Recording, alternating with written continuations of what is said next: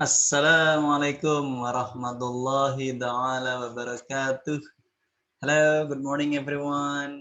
And this is a very special week here because we have already finished Ramadan month and now we are celebrating the Idul Fitri. And the very first thing I would like to say to you is Happy Idul Fitri, minal aidin wal faizin. Mohon maaf lahir dan batin. Okay. And I hope you can take these cheerful moments and you can spend it with your family and your loved ones. Yeah. Okay. In this week, yeah, we will talk about something a little bit different from the previous meetings. If in the previous meetings we talked a lot about grammar and also writing and also speaking, yeah. And this week you're gonna learn about reading comprehension. Now, it's quite a little bit, maybe you can say difficult because you have to deal with some kind of long reading text, yeah. So you have to be familiar with that. Okay. Now let's get things started and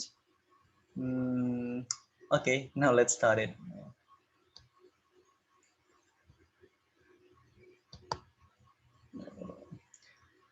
Okay, guys, as you can see on your screen, that this meeting on chapter 9, we will talk about reading comprehensions. And there are two texts that we're going to talk about today. The very first one is descriptive text, and the second one is recount text. Of course, you have already been familiar with these two texts when you were in junior high school or maybe senior high schools, yeah? Because these materials are the repetition of the last materials that you have already studied in the previous level of education. Okay, now let's start. The very first one is part A, descriptive text. And I believe and I have a very positive belief that you have already understood about descriptive text, ya. Pastinya udah paham ya yang dinamakan descriptive text itu apa, ya. So I just try my best to explain in a very little bit fast, ya. So I hope you understand better of these materials. Okay, guys, ya. Jadi now let's try to talk about the first, yeah, definition. Descriptive text is a text that describes a person. Ini double describe ya, ini satu aja ya. Describes or explains, ya, a person, an animal, or an object in terms of shape, characteristics, numbers, and so on. Jadi teks deskriptif ini adalah teks yang menggambarkan atau menjelaskan seseorang. Berarti khusus ya, tidak jamak, tidak beberapa orang, ya, tapi seorang, satu orang. Ya. An animal, seekor hewan, atau an object, atau satu objek benda in terms of shape, dalam kerangka bentuknya, sifat-sifatnya, numbers, jumlahnya, dan seterusnya. Jadi kita menggambarkan seseorang, sesuatu, atau seekor hewan dalam perspektif khusus, spesifik, tidak general ya. It endeavors to engage all five of the reader's senses to evoke the sights, sounds, smells, taste, and feel of the text subjects. Jadi dalam deskriptif ini kita mencoba untuk menguak ya, dari observasi kita tentang benda itu ya, suaranya seperti apa, baunya seperti apa, rasanya seperti apa, dan bagaimana persepsi kita terhadap benda itu atau subjek itu yang kita bahas gitu ya. Jadi tujuan dari teks deskriptif ini adalah to describe, explain, or reveal some word on object or an object. Jadi tujuan utamanya adalah untuk menggambarkan ini ya, menjelaskan sekaligus menguak tabir ya, siapa nih seseorang itu dan atau mungkin apa sih objek yang akan kita gambarkan gitu ya. Secara generic structures-nya ya, itu ada dua sebenarnya ya, yaitu adalah nanti paragraf pertama yang kita sebut dengan identification, dan paragraf selanjutnya itu namanya description ya. Bisa 3 paragraf atau mungkin hanya 2 paragraf, terserah. Yang jelas paragraf pertama kita sebut dengan identification for the first paragraph, and the second, third, fourth maybe ya, we call it description. Jadi yang pertama itu namanya identification, yaitu sebuah a general description of a topic. Jadi kita kenalkan dulu ya, siapa nih orang yang akan kita gambarkan, kita kenalin. Hewan apa sih yang akan kita gambarkan, kita kenalin di sini. Atau mungkin objek benda apa yang akan kita kenalkan pada kesempatan kali ini ya. Yang paragraf kedua ketika selanjutnya kita namakan dengan description. Apa itu description? Description contains the special characteristics of the object, place, or person being described. Jadi dalam teks deskriptif paragraf kedua dan selanjutnya ini itu isinya deskripsi yang menggambarkan tentang ciri-ciri khusus dari benda, orang, ataupun hewan yang akan kita gambarkan. Nah, kita lebih spesifikkan ya, apa sih tampilan fisiknya seperti apa ya. Contohnya ini ya, for example traits, sifat-sifatnya apa, sifat yang tidak bisa kita observasi secara fisik ya, berarti mental mungkin ya. Juga kita bisa menggambarkan physical appearance, tampilan fisiknya seperti apa, kita gambarkan. Berarti dari panca indera kita bisa amati, terus kita jelaskan ya. And other things that are written specifically. Dan segala hal yang kita tulis secara spesifik atau khusus. Mungkin mulai dari kerjaannya seperti apa, habitatnya di mana, dan seterusnya seperti itu ya. Saya kan pasti bisa difahami kok. Characteristics, ciri-ciri dari teks deskriptif ini apa ya? Yang jelas pasti harus menggunakan the use of attributive verb ya. Misalkan seperti am, is, are, seems, looks, sounds, ya, seperti itu ya. Untuk menggambarkan seseorang, sesuatu atau benda. Tentunya menggunakan simple present, itu kepastian, keharusan ya. Namun jangan salah, ketika kita menggambarkan seseorang yang sudah tiada lagi, misalkan orang yang sudah meninggal, kita bisa pakai dua versi ya. Kalau kita menjelaskan fakta dari orang itu yang sudah meninggal itu, kita pakai simple present.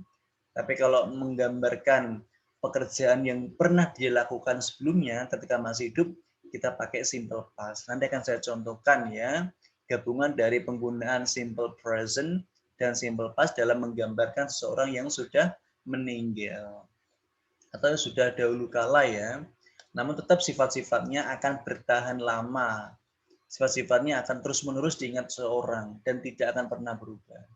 Makanya kita pakai simple present. Oke, yang ketiga, ciri-ciri teks deskriptif biasanya itu menggunakan adjectives atau kata sifat. Nanti akan kita buktikannya. Oke, langsung saja kita let's move on to the example. The Prophet Muhammad, peace be upon him. Jadi PBUH itu adalah peace be upon him atau sallallahu alaihi wasallam. Jadi sekarang tahu ya, bahasa Inggrisnya sallallahu alaihi wasallam adalah peace be upon him. Okay? Jadi paragraf pertama, the first paragraph, we call it identification. Tadi sudah saya jelaskan bahwa paragraf pertama itu kita sebut dengan identification. Kita kenalkan dulu siapa sih figur yang akan kita gambarkan. Ya, kebetulan kali ini, karena ini juga pada momentum Lebaran, saya ingin menggambarkan Prophet Muhammad, peace be upon him. Nabiullah Muhammad sallallahu alaihi wasallam ya. Let's take a look at the text. Muhammad is the last prophet. His full name is Muhammad ibn Abdullah. Muhammad was born in Mecca on 570 AD. AD itu Masehi ya. It is known as Year of the Elephant. His father's name is Abdullah ibn Abdul Muttalib and his mother is Aminah binti Wahab. Jadi kalau boleh saya terjemahkan, Muhammad adalah nabi terakhir, nama lengkapnya adalah Muhammad bin Abdullah. Ini semuanya pakai is ya, berarti ini fakta. Dari dulu sampai sekarang tidak akan pernah berubah. Makanya kita pakai is. Nah, biasanya kalau ada orang kita gambarkan dengan to be is itu adalah descriptive text karena menggambarkan seseorang secara khusus, particular ya. Muhammad was born. Nah, ini kenapa pakai was tidak is ya? Kalau is born berarti baru sekarang lahir loh ya. Nah, kalau was born berarti dulu lahir. Karena sekarang beliau sudah meninggal kan gitu ya. Nabi Muhammad terlahir di Mekah tahun 570 Masehi ya. Nah, pada waktu itu dikenal dengan tahun gajah. Kenapa sih disebut dengan tahun gajah? Karena dulu because there was a king of Abraha attacked the Mecca, ya, attacked the Kaabah. He wanted to destroy Kaabah, and then there were a lot of birds and attacking Abraha and his troops with elephants. Jadi ceritanya gitu ya. Nama ayahnya siapa? Nama ayah beliau adalah Abdullah. Makanya is lagi karena dari dulu sampai nanti kiamat pun namanya tetap Abdullah bin Abdul Muthalib, nama ayah beliau ya. Ibunya beliau namanya Aminah binti Wahab. Gampang ya. Nah, ini kita perkenalkan dulu ya sosok Nabi Muhammad ya. Mulai dari nama lengkapnya seperti apa, nama ayahnya siapa, nama ibunya siapa, dan kemudian kapan lahirnya. Itu contoh dari pendahuluan ketika kita memperkenalkan objek atau seseorang yang akan kita gambarkan. The next one ya. Ini berarti ada 4 paragraf di sini ya. Nah, 3 paragraf selanjutnya kita namakan description karena menggambarkan secara spesifik karakternya seperti apa, physical appearance-nya seperti apa, dan kapan beliau meninggal ya. Nah, kita akan gambarkan. Muhammad spent his childhood in Bani Sa'ad village. Jadi Nabi Muhammad itu menghabiskan masa kecilnya di desa namanya Bani Sa'ad. The Prophet Muhammad has many mujizat or miracles. Prophet Muhammad is called Al-Amin. Prophet Muhammad married to Khadijah when he was 25 years old. Jadi Nabi Muhammad ini punya banyak mukjizat ya. Nabi Muhammad dikenal dengan sebentar ada telepon masuknya.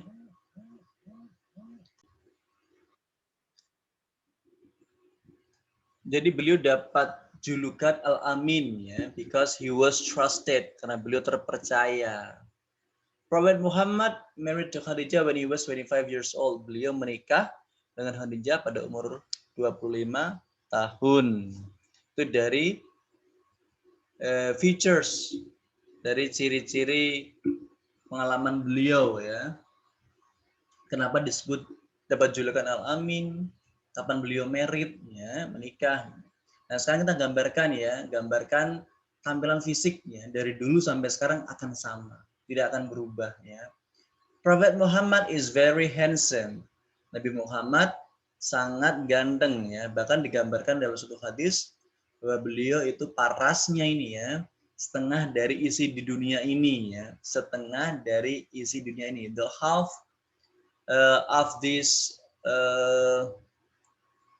world proportion ya. The handsomeness is the half of the world's portions. Nah, sepertiganya sisanya untuk Nabiullah Yusuf dan sepertiganya lagi untuk manusia seperti kita di dunia ini. Jadi persentasenya sangat kecil sekali ya tingkat ketampanan kita gitu. He has a beautiful eyes. Beliau memiliki mata yang sangat bagus ya. Ini E-nya hilang ya. Harusnya he has beautiful eyes. Beliau memiliki mata yang indah. His hair is black. Rambutnya beliau hitam. His height is ideal. Tingginya ideal. Everyone loves to see him.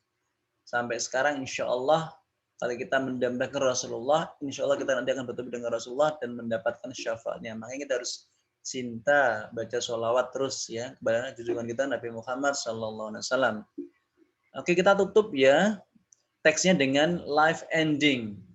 Prophet Muhammad died when he was 63 years old in Medina. Jadi beliau meninggal pada usia 63 tahun di Madinah pada tahun 632 AD. AD itu Masehi ya. In Islamic calendar, it is 13 Rabiul Awal on 11 Hijriah. Nah, pada kalender Islam, Hijriah itu tertanggal 13 Rabiul Awal ya, tahun 11. Nah, di description ini pada akhir kalimatnya kita bisa tutup dengan feeling kita, perasaan kita, opini kita terhadap subjek atau benda yang kita gambarkan. Nah, misalkan di sini ya saya menggambarkan I love Prophet Muhammad, peace be upon him. Saya sangat mencintai beliau, saya sangat menjunjung beliau ya, sallallahu alaihi wasallam. I wish I could meet him in Jannah. Dan harapan saya nanti bisa ketemu beliau di surga. Amin ya rabbal alamin. So that is the example of the descriptive text entitled Nabiullah Muhammad sallallahu alaihi wasallam ya. Jadi di sini teksnya itu ada dua kombinasi antara simple past tense kalau kita menggambarkan kapan beliau lahir, kapan beliau meninggal, kapan beliau menikah itu kan sudah terjadi ya. Dan kita gabungkan dengan simple present tense untuk menggambarkan sifat-sifat beliau yang tidak akan pernah lekang oleh waktu dan juga tampilan fisik beliau ya, dan akan selalu sama. Namun kalau kalian menggambarkan seseorang ini ya yang masih hidup, tentunya kita harus pakainya simple present semua.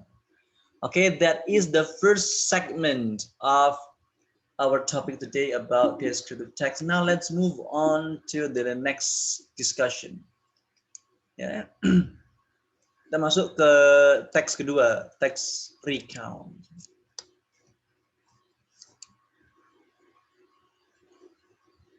Nah, ini nanti ada tugas ya. So there will be quiz on WhatsApp groups. I will not send the quiz here, but I will send through WhatsApp group. So please pay attention to the WhatsApp group. Don't go anywhere ya. Okay, now let's move on to the second part B, recount text. Ini saya yakin juga udah dipelajari dulu ya di SMP SMA ya. Saya akan mengulang secara cepat ya.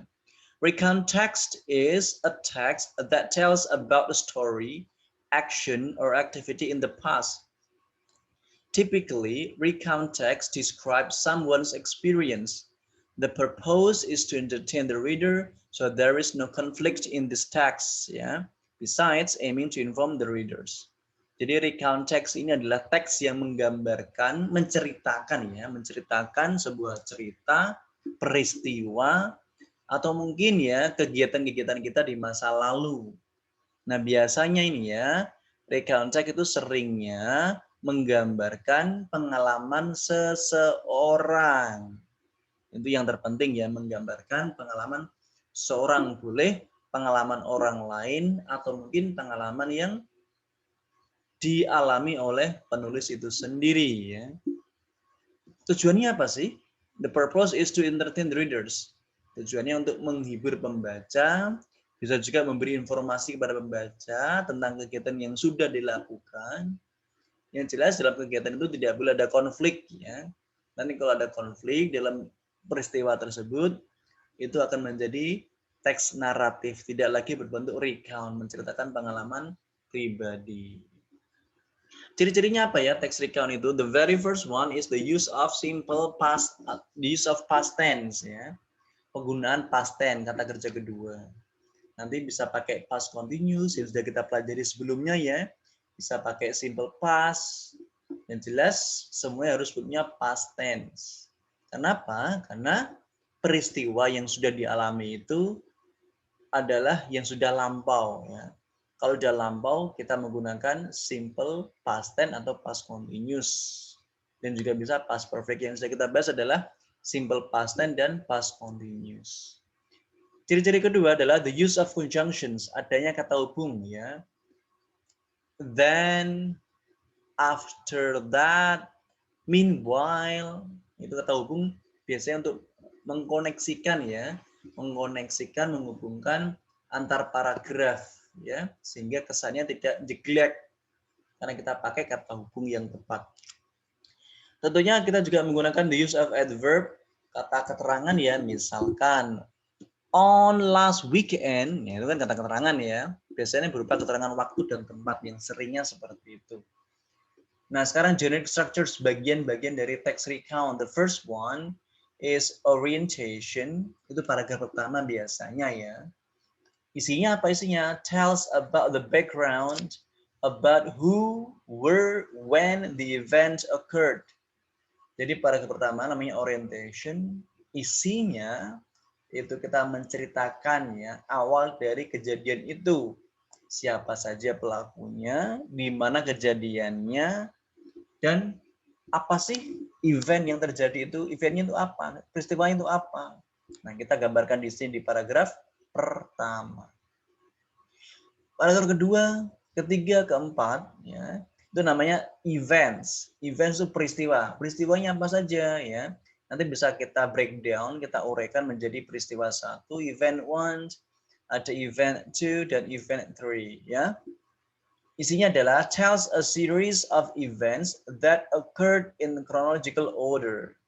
Jadi kita ceritakan ya serangkaian peristiwa yang terjadi harus dalam suunan atau urutan secara kronologis. Harus berurutan waktunya, timingnya, tidak boleh tumpang tindih, tidak boleh alur mundur ini ya. Harusnya ini alur maju.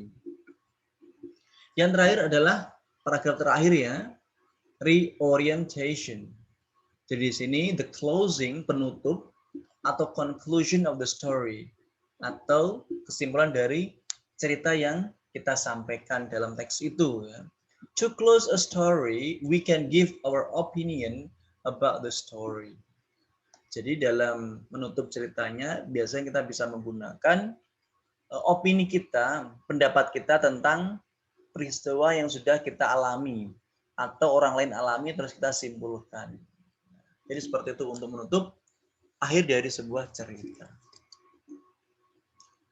Nah, kita langsung sampel aja ya. Ini sampel bagus banget ya, karena sangat berkaitan dengan apa yang kita alami sekarang ini. This text is really good because it deals with the events that happened now. Ya, it's about online learning during pandemic. Nah, ini akan ada sebuah teks yang menggambarkan peristiwa yang dialami oleh seorang penulis tentang pengalamannya ya belajar online learning dalam masa pandemi. Nah, paragraf pertama kita sebut dengan orientation, perkenalan dulu ya. Kapan peristiwa terjadi, siapa pelakunya, apa peristiwanya ya. Saya baca dulu ya. At the beginning of March 2020, COVID-19 started to spread in Jakarta. Jadi kata kerja yang saya kasih cetak tebal dan garis bawah ini adalah bentuk-bentuk simple past tense. Penunjuk bahwa peristiwa itu sudah terjadi. Kan pada tahun 2020 ya. Jadi semua kata kerjanya harus dalam bentuk simple past tense atau past continuous. Oke, saya artikan ya. At the beginning of March 2020, COVID-19 started to spread in Jakarta. Jadi pada awal Maret 2020, COVID-19 ini sudah menyebar di Jakarta. Ya. Within a few days, the contagion started to reach other cities around Jakarta and several other places across Indonesia. Hanya dalam beberapa hari saja, the contagion, penularan itu sudah reach, sudah menjangkau seluruh kota-kota di sekitar Jakarta dan bahkan di seluruh tempat di seluruh Indonesia. With this condition, dalam kondisi seperti ini, the government issued a warning. Pemerintah telah mengeluarkan a warning, peringatan ya, and instructed all schools and universities to call off all activities at school and universities and replace it with online learning instead. Dalam kondisi seperti ini, tentunya pemerintah mengeluarkan sebuah peringatan dan menyuruh, menginstruksikan bahwa semua sekolah, semua universitas itu harus membatalkan, menutup ya semua kegiatan di sekolah maupun di perguruan tinggi dan menggantinya dengan pembelajaran daring dalam jaringan ya. As the result, I have been studying at home ever since. Hasilnya, akibatnya, sejak saat itu saya mulai belajar di rumah. Nah, ini ya, daring, belajar dari ring, belajar dalam jaringan atau di rumah ya. Nah, itu diperkenalkan oleh penulis, kapan peristiwa yang terjadi, ada apa, di mana, siapa saja di situ yang terlibat ya. Oke, sekarang kita masuk ke paragraf kedua. Yang kita breakdown events-nya, peristiwanya kita ada peristiwa 1, 2, dan 3. Ini ya pengalaman pertama ketika mulai awal daring ya. The study from home method was first implemented on March 16. Yaitu belajar dari rumah itu dimulai pertama kali ya tanggal 16 Maret 2020. Setahun lebih ya kita sudah mengalaminya. Ini dia penulis kan bercerita tentang pengalaman pertama kali waktu daring ya. Tentunya mungkin belum ada persiapan gitu kan. The online classroom was not ready at the moment. Pembelajaran secara daring was not ready. Tentunya tidak siap pada saat itu ya. Karena mendadak banget dari offline tiba-tiba menjadi online. Mr. Rudy, my English lecturer, Pak Rudy, dosen bahasa Inggris saya, instructed my class leader to create a WhatsApp group for our class. Jadi Pak Rudy, dosen bahasa Inggris saya, itu menginstruksikan kepada ketua kelasnya atau komtingnya untuk segera membuat grup WhatsApp. Jadi ini ada manfaatnya ya grup WhatsApp ini untuk perkuliahan juga bisa. For our class, untuk kelas kami ya, when he had created the group, ketika sudah membuat grupnya, he added all contacts of our class members. Jadi dia menambahkan seluruh teman-teman kelasnya, and also Mr. Rudy, tentunya ya, Pak Rudy juga dimasukkan ke dalam grupnya. Seperti kita ini ya. After that, Mr. Rudy told us that we had an assignment. Nah, setelah itu, Pak Rudy langsung ngasih tugas di WA. Mantap kali ya. Baru online pertama kali langsung tugas. Tentang apa sih? To make a summary about virus. Oh, sorry. To make summary about virus and send it to his. Oh, ini salah ya. Sorry, ini his ya. Karena Pak Rudy kan cowok. Pak Rudy gak cewek ya. His email when we have done it. Tugasnya adalah untuk merangkum, membuat resume, ringkasan tentang apa sih COVID-19 itu ya, dan mengirimkannya lewat email. Itu event pertama ya. Event keduanya adalah ya, karena udah dikasih tugas, ini event keduanya dia merasa tertantang sekali ya. My friends and I started working on the assignment from 10 a.m. in the morning. Jadi aku dan temanku mulai mengerjakan tugasnya dari jam 10 pagi tadi ya. The assignment was quite challenging without Mr. Rudy's presence. Ini yang dia rasakan pertama kali, cukup tertantang, tapi sekarang mungkin persepsi yang berubah ya. Mulai agak boring-boring gimana gitu ya. The assignment was quite challenging without Mr. Rudy's presence. Tugasnya cukup menantang tanpa kehadiran Pak Rudy. Mungkin lagi euforianya seneng ya belajar di rumah. Biasanya kan belajar di sekolah kadang gimana ya, kurang, atau di kampus kadang kurang srek gitu. Nah ini tiba-tiba di rumah ya, merindukan rumah. Pertama sangat excited banget ya. Because we couldn't discuss it with him right away. Karena kita tidak bisa berdiskusi langsung dengan beliau. Ya. Biasanya kalau di kelas itu kan bisa langsung diskusi ya, Pak ini maksudnya gimana Pak? Ini tidak bisa ya. Every time we stumbled upon some technical terms, kita tidak bisa berdiskusi langsung dengan beliau.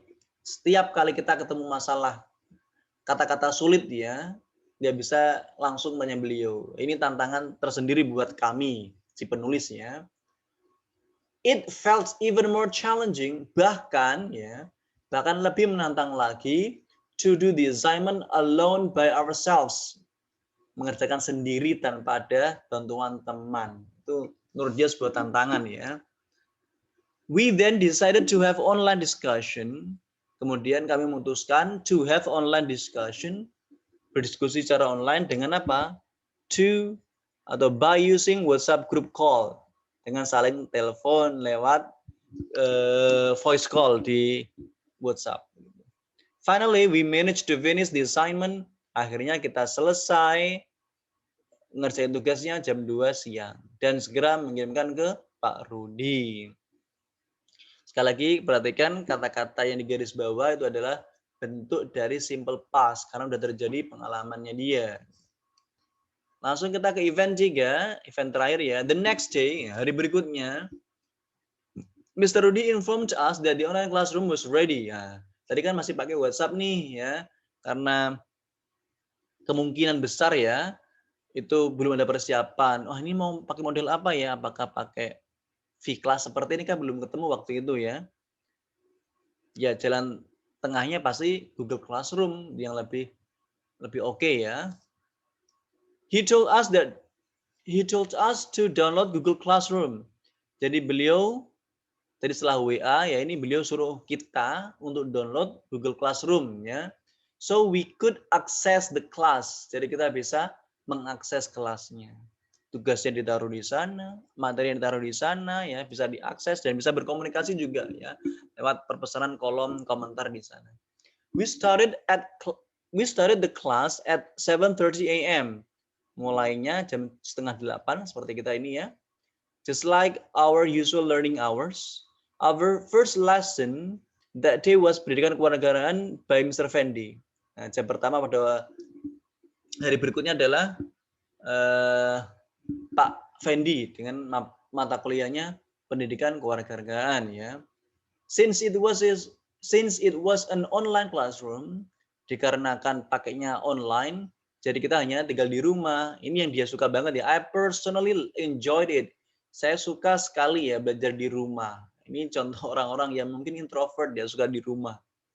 Terutama ketika Pak Fendi told us that we could have some snacks during the class. Karena Pak Fendi mengizinkan kita untuk makan cemilan pada saat perkuliahan. Ini yang oke banget bagi si penulis ya. Merasa enjoy banget nih ya. Kalau di pelajaran di mata kuliah saya mungkin juga sama ya. Ada yang sambil makan mungkin ya. Saya kurang tahu ya. Tapi it's okay lah. Yang penting perkuliahannya tetap jalan dan lancar. Paragraf terakhir namanya reorientation atau penutup ya. That was my experience of studying at home. Itulah pengalaman saya belajar dari rumah during this coronavirus outbreak. Selama penyebaran virus corona ini ya. The activities were fun. Ini menurut dia, penulisnya, aktivitas daring itu sangat menyenangkan. Ini awal-awalnya ya, kan pakainya were dulu. Sekarang saya yakin akan berubah pola pikirnya dia. Because my friend and I got to experience new way of learning. Karena dapat kesempatan, pengalaman, cara belajar baru ya, itu lewat daring. Mereka dulu nggak tahu Google Classroom, sekarang tahu ya. Dulu nggak tahu Zoom, sekarang tahu Zoom semua. And I personally think that it is good for student like us. Dan saya pikir bagus juga sih ya bagi siswa seperti kita ini, mahasiswa seperti kita ini, to use this kind of technologies, untuk menggunakan bentuk teknologi seperti WhatsApp, Google Classroom, ya, Webex, Microsoft Teams, dalam proses pembelajaran. Tapi tetap dia ngasih komparasinya adalah I miss my friend so much. Jadi kerinduan dia terhadap temannya ini sangat besar sekali. Dan harapannya dia adalah, so I hope this outbreak ends soon.